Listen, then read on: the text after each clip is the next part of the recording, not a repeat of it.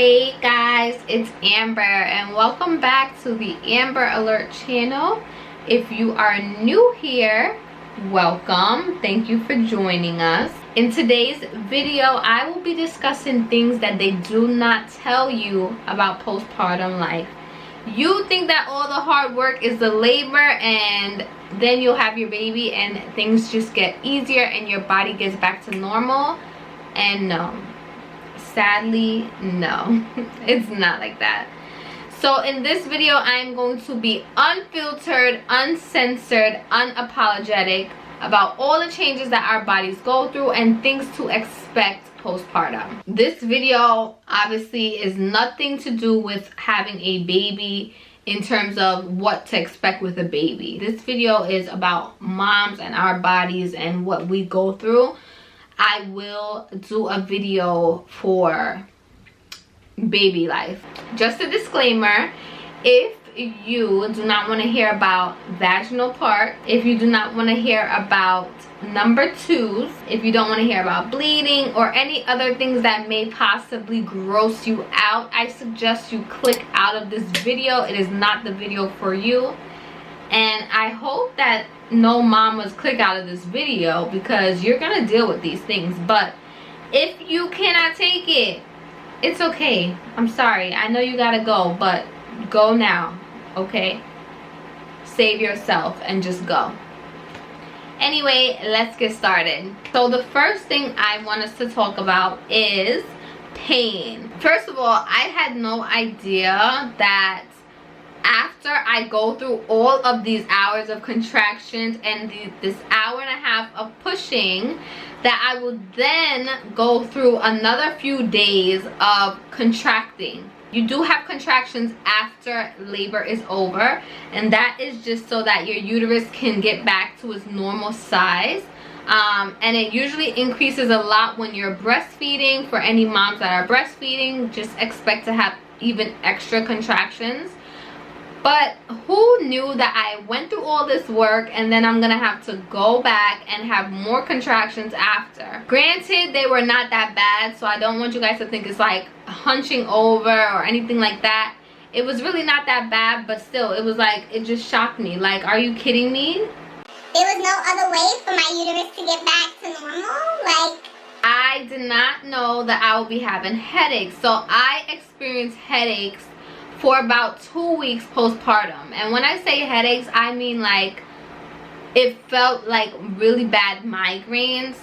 Any moms who get an epidural, just make sure you are being mindful of these headaches, because there is something called an epidural headache that you can possibly get, and it's a complication of your epidural, so that does require medical attention. But for me, I feel like my headaches were really from dehydration. I was not drinking and eating as much postpartum for the first few weeks, first few days. I don't know what it was. I did not feel hungry. I did not have an appetite, and I was not drinking as much fluid. And then remember, you're losing all this fluid, you're bleeding, you're sweating bullets, which we'll get into. So all of these things, I'm losing all this fluid and then I'm not taking fluid in. So I really think that that was the reason for my headaches. And also they say that the headaches could be from a hormonal imbalance. So these are all things that I did not expect. Nobody told me that I would be sweating bullets at night. And when I tell you guys, I wake up in a puddle of sweat, and I will get in the shower, get out the shower, and then 10-20 minutes later, I'm sweating again. It's crazy. And they say that the reason for it is because your body's fluid volume increases during pregnancy by 50%. So after, obviously, you have to lose it somehow. I am someone who's never sweat. Even when I work out, I don't feel like I've ever gone to the point where I was sweating. And I was just like, what is this? Like, why is this happening to me? And you know, it's crazy. And I feel like I sweat a lot too when I'm breastfeeding. Like, my armpits are like sweating. I don't know, guys. it's a real thing. It's real. The next thing I did not expect is the pain in my breast nipple area. So when your baby first comes out, you do not have breast milk yet. You are going to have what they call colostrum, and it's just the first form of milk for your baby. Once your milk begins to come in, and my milk came in probably day 2 or 3 postpartum, my boobs were on fire. I felt like my boobs were up to my neck, and they were hard, and they were just hurting me. It felt like I had bricks sitting on my chest, like real live bricks sitting on my chest. I'm telling you guys, no lie. It was to the point where I had to pump because I was scared of like oversupply and mastitis, all of these things. I started Googling, and I'm like, do I have an infection? Like, why is this so painful? But I didn't have any of that. It was engorgement that I had, but it was so bad. It was really bad, and it really hurt. And I didn't expect that. After labor, overall, your body feels like you got hit by a goddamn bus. Okay, I felt like I got hit by a bus. My legs were hurting, my thighs, my hips, my stomach, my back, my neck, my head. And I guess it's just because you're using all these muscles that you do not usually use, that you probably don't even know exist in your body, to bring this baby into the world. And girl, I was like, are you kidding me? Like, I didn't understand why my body felt like this. I was like genuinely exhausted. I was exhausted, and my body was hurting me. You'll be so goddamn fucking tired by the time you get to New Hope that she won't be strutting that ass. And I felt like I could hear my bones cracking when I walked. Like, it was so bad. And I feel like I'm just kind of getting out of the exhaustion phase, so it did last for a while, but it was bad. Let's talk about the other part that your pain comes from, and that is your vagina. So I actually had a 2nd-degree tear, and also what they call a labial tear, which is something else that I had never heard about. But your vagina can possibly tear during childbirth. You do get stitched up if you tear. The stitches go away on their own. They dissolve on their own, so you do not have to worry about anything with that. You do not have to go back to your doctor or anything like that until your next visit. So that's the good thing about the tears, is that it's kind of like it's there. They stitch you up before you even realize, and then that's the end of it. I didn't feel the tear when it happened. I didn't feel the tear when it happened, but I felt everything after, when I had to go to the bathroom, and when I had to get up out of a chair or get into a chair. I felt it. It was so hard. I was swollen for a few days, and I felt like I could barely sit. I'm like this, trying to get out the seat, trying to get into the seat, because I literally I couldn't even sit down on my, sit down like a normal person, like on a 90-degree angle. It was really painful, and I felt so bad, because even things as simple as my baby's in the crib and he's crying, and it took me like 10 minutes to get up and go to him, because I'm like trying to ease myself out of the chair without like things rubbing together down there. Or I'm sorry guys, but it was not fun. It was really not fun.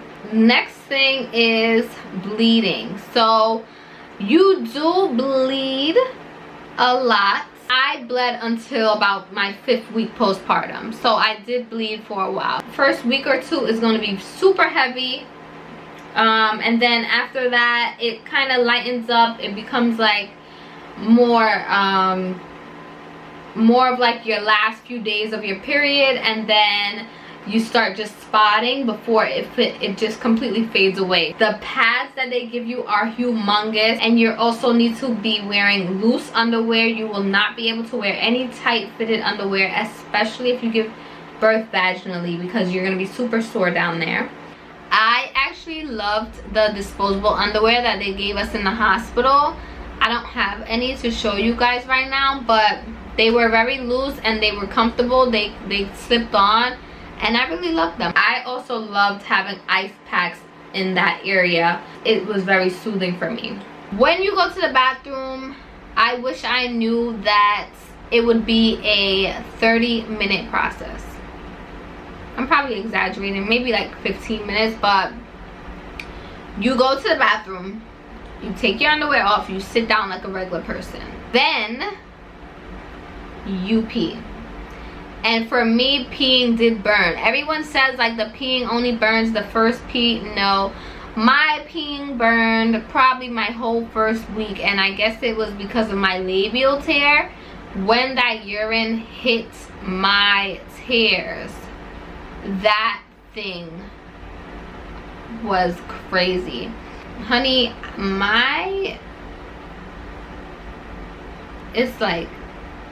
it's bringing up all these memories of when I couldn't pee properly. But so you pee, you cannot wipe, so you are going to use handy dandy Perry bottles, and this bad boy you fill up with water, and then you squirt this down there, and this is your way of cleaning yourself. So you squirt down there, you squirt back there. I recommend warm water. I love these, actually. I'm not gonna lie to you guys, I really do, because it just felt so good. Like, it felt really good. And then after you use that, you can use some kind of spray for down there to cool the area, or some kind of gel or cream. I didn't really like things that they gave us in the hospital, so I went and bought this Earth Mama Organic Perennial Balm, right? And I'm going to show you guys what it looks like. The instructions actually say like store in the refrigerator for extra cooling, but alone without it being in the refrigerator, it's pretty cooling. And this is the consistency. So it is like a jelly type of consistency. And what I did with this is, when I would do my whole 15-minute ordeal in the bathroom and I was getting new pads, I would put this on the pad itself, because if you think about it, you are bleeding, so for you to put your finger there, it kind of got a little messy. So I just used the pads and put this straight onto the pad, and then put the pad onto me so that it was hitting down there. So that was my whole ordeal. And then you pat dry, and then you put your pad on, you put your underwear on. If you needed an ice pack, you do that when you went to the bathroom. Pooping, I'm gonna tell you guys right now, I think that this was a mental thing, because I feel like I was so scared to go to do a number 2 that my body literally did not allow me to do a number 2. I did not use the bathroom for 11 days postpartum. What? Bro, what are you talking about, man? I purposely stayed away from foods that would make me go to the bathroom. And it's so weird, because everybody's like, take stool salt. I did not take any stool softeners, so I definitely recommend that you guys take stool softeners. Like, the day I went, it was like a public announcement, guys, I am going to try to use the bathroom.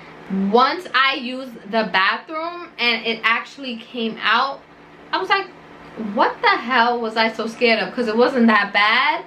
But it was a public announcement, guys. It was literally a public announcement in my house. I'm telling you that right now. Another thing they do not tell you, and this is something that I hope that you may not have a lot of experience with, but incontinence. And here's the definition of incontinence for those of you who do not know.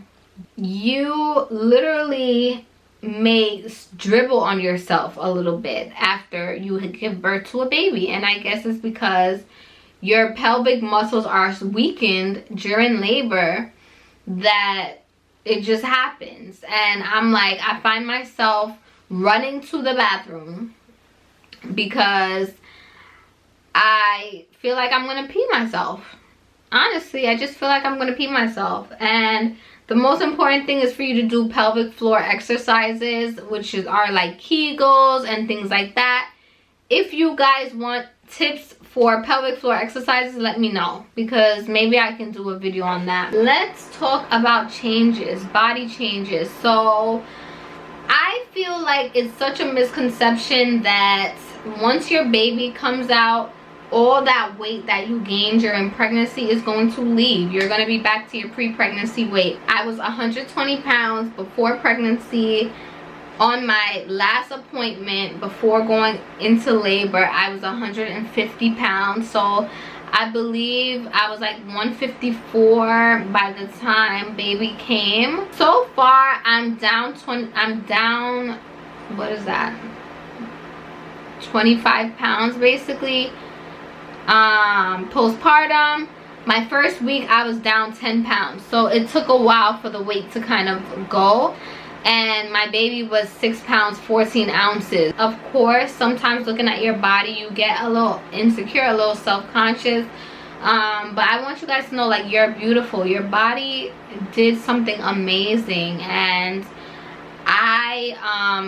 it took me a while to realize, but I am so proud of myself and my body. And you know, if the weight, when the weight goes, if the weight doesn't go, whatever the case is, it's fine. Like, I am so happy with the person that I am today. Stretch marks. So I don't know, maybe I jinxed myself, but I was like, oh, I have no stretch marks. Like, I mean, I got like a little darkened stomach, but I really didn't have any stretch marks until maybe my last 2 weeks, 3 weeks before labor. I got very minimal stretch marks, and honestly, I got majority of my stretch marks, I feel like, after I gave birth. I have a lot of marks on my thighs and like my hips, on my sides here, and of course in front of my stomach. And some people, you will expect stretch marks here on your boobs. I feel like my boobs didn't get that much bigger, so I don't have any stretch marks there. But yeah, I was like, I thought I was clear. I thought I was in the clear, and then all of a sudden these stretch marks started popping up. So dumb. You are really dumb, for real. And I kept moisturized, honey. I was moisturized, honey. Another thing they do not tell you about is, and this is going into your boobs. My boobs leak a lot, right? But I didn't expect, I don't know why, I didn't expect my boobs to leak coming out the shower. Like, I'll be in the shower, and as soon as I come out the shower and I'm drying my skin, I'm leaking. I'm leaking, honey. So I guess it's because of the warm water that's helping to promote your letdown. But I literally have to come out the shower and have my bra and my nursing pads sitting there. These are nursing pads, by the way. This one, this is Medela brand. They're disposable. I'm sorry, guys. I wasn't gonna do the washable ones. I can tell y'all, I barely get to do my laundry nowadays. I feel like I didn't have time for that. Ain't nobody got time for that. I have to have the nursing bra and the nursing pads sitting right there waiting for me when I get out the shower, because I already know what's about to happen. Another thing they don't tell you, and I don't know if any of you guys knew this, but when you're near your baby, your boobs are going to be ready. Like, they're going to be ready to go.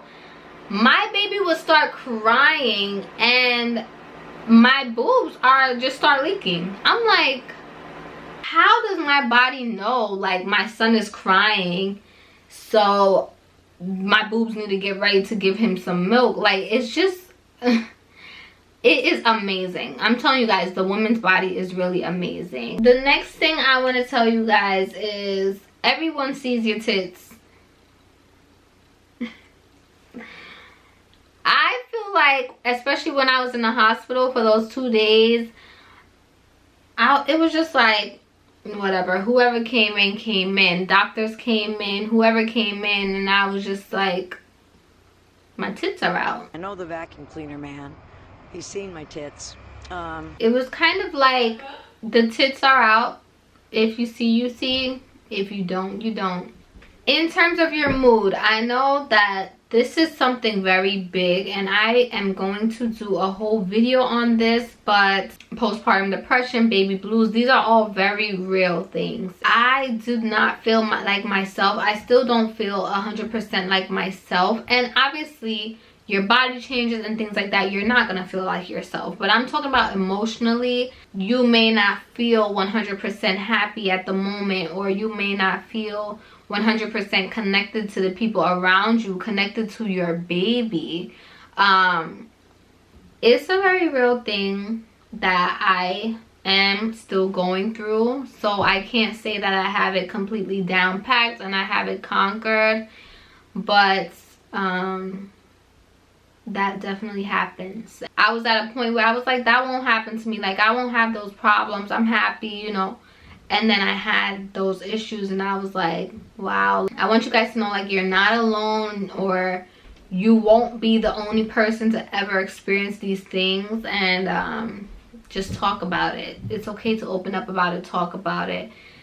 More than likely, when you start talking about it, you realize how many other women experience it. I feel like I didn't know how many women experienced it until I finally opened up, and then I spoke to my mom about it, and I spoke to one of my friends about it, and my other friend about it, and all moms who were like, oh yeah, like we went through that. And it was like, wow, like I feel like this is not talked about enough. I don't want to leave this video on like a very sad note, okay guys? If you have any questions, any other video topics that you want me to go over, you want me to discuss, let me know. Leave a comment. Let me know what you want to see on this channel. Thank you guys for watching. I'll be back with another video soon. Bye guys.